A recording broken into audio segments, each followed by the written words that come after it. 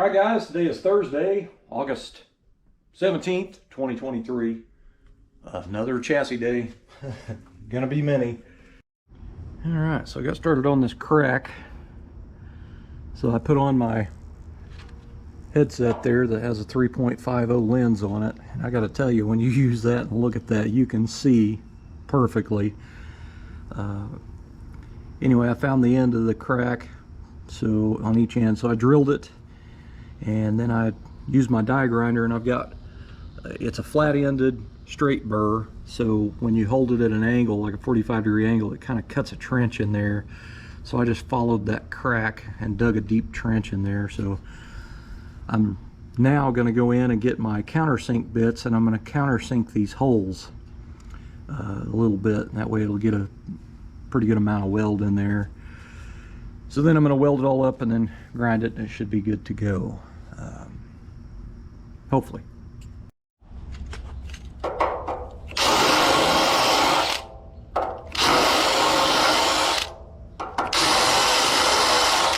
Just some old cheap countersink bits from Harbor Freight. I think they're actually for wood.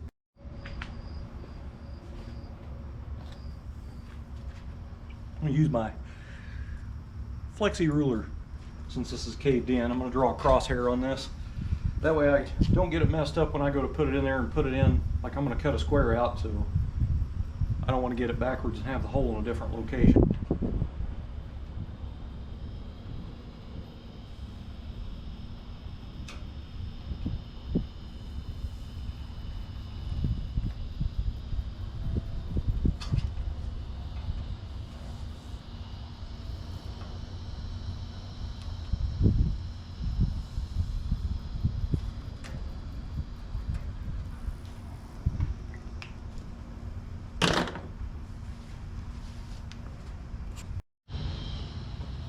So another good reason of cutting this out is I want this perfectly straight and flat when it's welded back in and ground. I won't have to put any filler on that, and it'll be straight.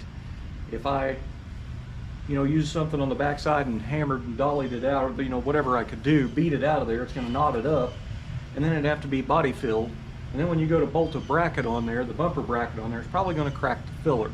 So I want this perfectly straight in metal, not full of filler.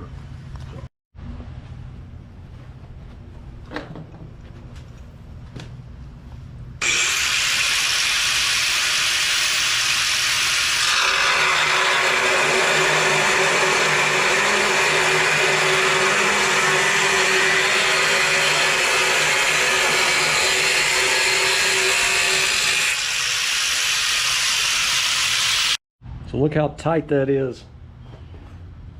That is a very tight kink right there. That would not be fun with as thick as this metal is, to try to get knocked out of there with it on the chassis. So when I get done straightening it, I don't want to have any trace that this had any damage here. So the other thing about it is getting this off here like this. I've got, like right here, this little area right here is kind of dipped a little bit, and it's because it's kinked up here from the impact. It kind of rolled the top edge. So I can go in and get in here now and hammer and dolly this out to make this even better. So I don't mind cutting stuff up and welding it. It's just, to me, it's going to be an awesome repair to fix that and not have filler in it. So everybody's different, but I have my own ways of doing things. All right, guys, so I got the piece straightened out and welded it right back in there. It's not going to require any filler whatsoever. Just going to be, when I prime it and then I block it, it'll get rid of all these pits and everything, but it turned out really nice. So it's exactly where it needs to be. And then over here where the crack was, I've got it all welded up, ground, and finished out. So again, it doesn't need any filler or putty or anything. I think this turned out really nice. It doesn't need any filler or putty either. So I guess, I think it's about time to turn it over. I know I'll forget something, then I'll have to flip it back over again. But so I'm going to go ahead and get those nuts welded on this, finish stitch welding the top of those rock guards, and then I need to finish hammering and doling the top horn up there. I don't know, I'll have to look at it some more. Pretty proud of that, man. That turned out really sharp, nice and flat looking. Alright, I cleaned up the brake line bracket. I thought I had a couple of these, but I couldn't find them, so I just cleaned Steve's up. Anyway, this thing had broken loose, and somebody put a little tack on the side of it there, and it was peeled over. So anyway, I cleaned it all up. Now the frame has 3 little tiny indents, so you kind of can see where these go. But anyway, on the back of this, it has little raised nubs, so I ground them flat, and then I drilled the 3 holes in it, and then I chamfered the holes so I could fill it up with weld real good. But anyway, I placed it on there exactly where those little 3 indents in the chassis is. Run a self driller through this one to hold it in place. So I'll plug weld that one, and then I'll pull the self driller out and I'll plug weld that. So then the brake line bracket will be back on there where it's supposed to be. So I went to Tractor Supply yesterday, and they don't have square nuts there. So I had to drive downtown to get them. So I ended up getting just some zinc plated grade 5 1/4x20 flange nuts. So I'll weld these flange nuts on here. So I've got some little 1/4x20 bolts, just some screw things to hold it on there while I weld it on, and then I'll pull the screw out. But these things are always stripped out, so I like to put 1/4x20 nuts there, but I've got one on each side, so it'll be nuts on both sides, so it'll match. What else?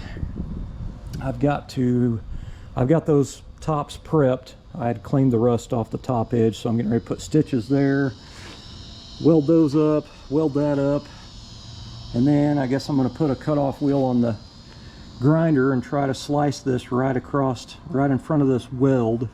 And then once this big piece comes off, I'm going to go through there and try to grind this down flat with the frame. I got to do both sides. And man, is that it? Huh. Boy, if only I could do the work as fast as I can talk about it, you know what I mean? I think that might be it. I think so. Oh well, I'm gonna get going on it.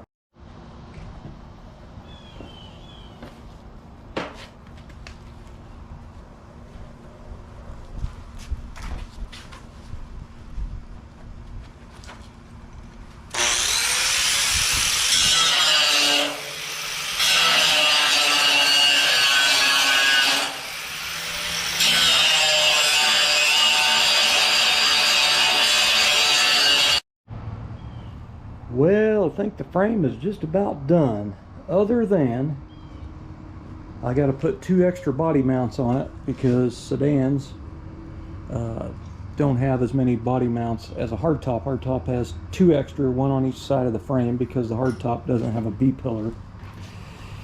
So I need to remove those from Steve's chassis and weld those onto this one, and then get it blasted and prime it, sand it, and paint it.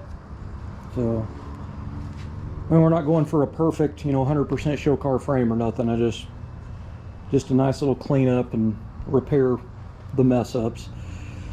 So I do want to focus a lot of the attention on the top of the frame here, fix a lot of the pits and stuff. I'm going to use some rust defender on it, and then it'll block out laser straight.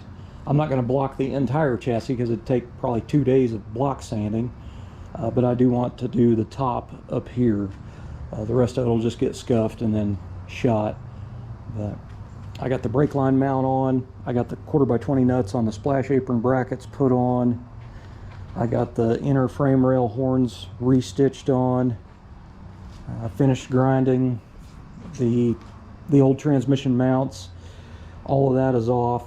It's just a deep trench. There's always a deep trench when you grind off those welds. I might put a little putty in that actually and block it out, and then when I prime it, it'll sand off better. But I guess that's about it. I finished stitching the top of the rock guards in the back. But other than that, I think it's pretty much done, man. So with that, I'm gonna be done. So here's another day of chassis work over with.